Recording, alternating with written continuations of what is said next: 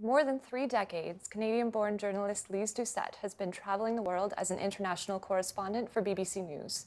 Her work has taken her to West Africa, Afghanistan, Tunisia, Egypt, and Libya, to name a few. And today it brings her back to her home and native land. Lyse Doucet, welcome to TVO. Really nice to be here. Nice to be in Toronto. It's nice to have you here. I know you do get back, you saying, a few times a year, but what brings you back to Canada this year? Well, I was back earlier in September because Justin Trudeau and Barack Obama were co-hosting, along with a few other leaders, what they call the Leaders Summit on Refugees, how to tackle this, what is truly a global problem with an unprecedented number of people displaced and made refugees worldwide. And so I thought, well, what story will I do to highlight this issue? I could go to many places in Europe where, sadly, the story of refugees has been very negative. The issue of immigration is the most sensitive political story across much of Europe. So I said, well, why don't we go to Canada instead? Because on my trips here, I'd speak to friends and I'd see on the front pages of newspapers and on TV and radio people talking not just about refugees, many of them from Syria, but success stories, a welcome for refugees. So I said to the BBC, let's do something different. Let's try to see what's working in Canada and why it's working.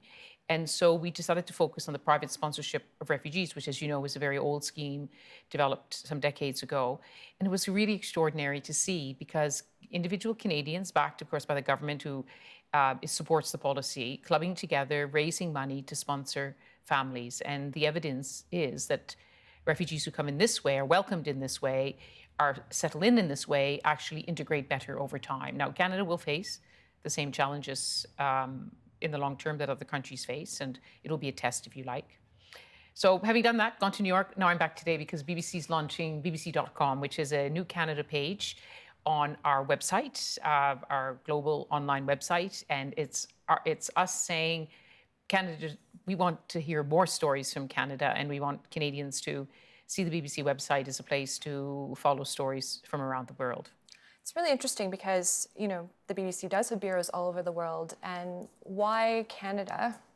Why set up a bureau here? Yes, well, you're right to give us a hard time because for a long time, I'm always very touched when Canadians say to me that either they listen to BBC World Service on Syria satellite or they watch BBC World on cable here. But they do say, why do you have an office in Washington and you have a program, World News America, and you cover news from there and you send people up? And why you give so much coverage of Australia? You know, this is a former British colony. Why do you give less coverage to Canada? And BBC's been aware of these concerns. I've certainly been made aware of them. And BBC was just looking for the right time to do it. And I think it's long overdue. Everyone recognizes that Canada is a place where there are many stories to tell, and we want to try to tell them. And of course, Canadian media, TVO, you know that there's lots of great stories to tell. So I think it's very exciting. We're very happy about it. I certainly, as a Canadian, am happy about it. Excellent. Well, I want to talk a little bit more about your background. Now, you're from Bathurst, New Brunswick. Do you get back there much? I try to get back to Canada several times a year. I get to New Brunswick 2 or 3 times a year. I come for short trips because sometimes I come to Canada for conferences. And if I'm in, I often go to the Halifax Forum, which is in November. And so I'm close to New Brunswick. I was in a conference in Montreal in the early part of September. So when I get an invitation to Canada, if I can, I'll try to do it within, obviously I have other things to do if it fits into my schedule. And how does someone from Bathurst, New Brunswick, go to the Middle East and work there? Yeah. Well, to make a long story short, obviously I grew up in New Brunswick. I went to Queen's and then I went to U of T.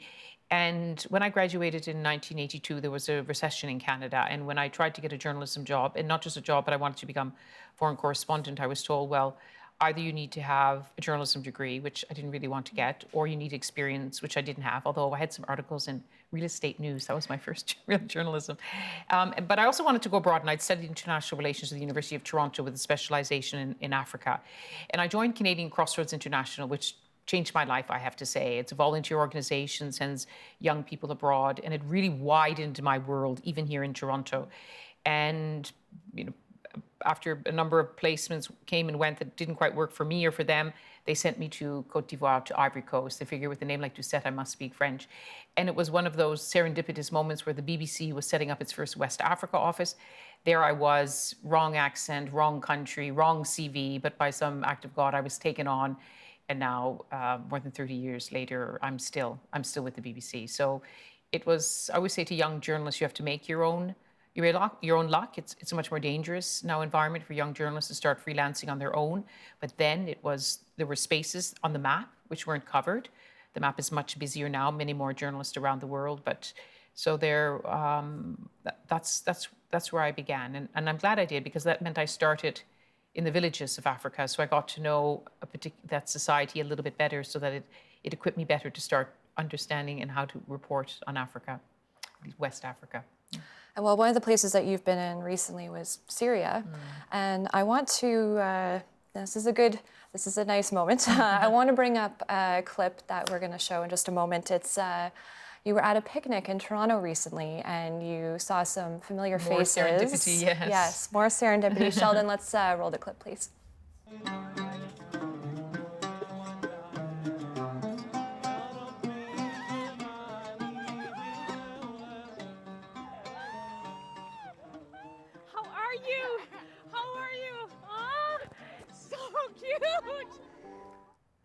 Such a sweet moment, so lovely. It was really, I mean, that was a very private moment. I became very maritime. I was very emotional, but it was a mix of, the last time I'd seen the Sava Family was in early 2014, when we were doing a documentary focusing on the children of Syria. And the 11-year-old teenager that you saw there was one of the little girls that we profiled. And in Damascus, her family had lost their home. It was destroyed in the war. They fled to the city center, to the old city. The kindness of a stranger, he gave them a storeroom above a shop. They were about to be evicted. They were very scared. There were mortars landing on the old city of Damascus. The husband was ill. He couldn't work. And the last time I'd seen them, they talked about leaving. And I said, it's very, it's going to be difficult in Lebanon. It's very hard there now. There's not many jobs, the schools for the children, but they left. And I lost track of them in Lebanon. And then I'd heard a report that they were coming to Canada, but I didn't know where. And just that morning, I'd emailed someone in Lebanon, a friend who'd helped take care of the family there, and said, do you know where they are? And I didn't get any answer.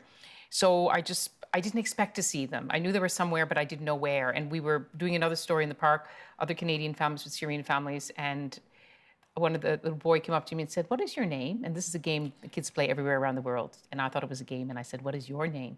He said, no, what is your name? And I said, it's Lyse. And I could hear the screams of his brother and sister goes, Lyse! And then this was and I think it was happiness mixed with relief. That I found them not in desperate situations somewhere else. I found them on a sunny day in Toronto, in a beautiful park, at a lovely picnic with Canadians and Syrians. And they saw me, and the last time they'd seen me, I was part of their old life. And it's a life they are so glad is over. And the teenage girl who said to me that she hated her future now tells to me that she loves her future. She too, you could find her yourself in the park. You think this is a Canadian girl. She speaks English. She plays basketball, baseball. She's got lots of friends here, and she's looking forward. Every day she gets up, she looks forward to tomorrow. It's a very good example about how the right kind of refugee policy, and I know not everyone in Canada supports it. There are dissenting voices that too many refugees could create problems of integration, but if it's controlled and handled properly, and families are given the resources and the ability to integrate, that this is nothing less than people being given a second chance, and that's rare in our world. It's something really, I think, to celebrate, and it's fantastic that it's private Canadians as well as the government who are making that happen. How's the family doing here? It's just been 5 months, so they're all learning English. The father still is not well, so they're gradually. It takes time to get settled in, but the important thing is they go to school. They're learning English, and they're learning about Canada and what it means to be a Canadian. Well, you mentioned that your documentary there about the children of Syria. You've also produced one about the children in Gaza. Why focus on children? This was a shift in my journalism, and it came from going back and forth to Syria, a country which over the last 6 years has descended gradually, steadily into a darker, darker hole that is the war that has so torn up the country physically as well as shredded the social fabric of Syria. And when I reflected after every trip, it always struck me that it was a young person who told an incredible story, showed courage, and not just that, was able to articulate what was happening to them. And it should happen to no child, to no adult, but children who are the most innocent should, because it was nothing less than childhood being robbed from them.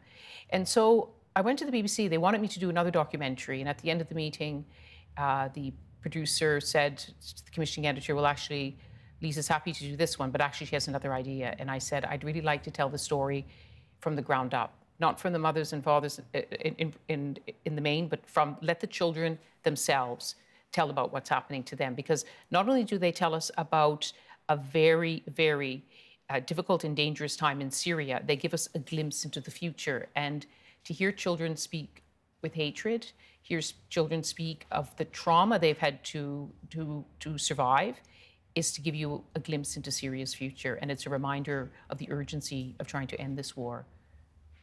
I wanted to ask about that because you have been there since the beginning. You've been back and forth. It's been for 20 years since when Syria wasn't at war. And I think it's very easy to forget that Syria before the war was regarded as a middle-class country where there was decent roads, it was self-sufficient in pharmaceuticals, not a bad healthcare system. It was an authoritarian regime, so there were many questions about the political situation in Syria. But economically, in terms of its culture, it was famed for having the best cuisines in the Middle East, many absolutely stunning world heritage sites. It was really an extraordinary country.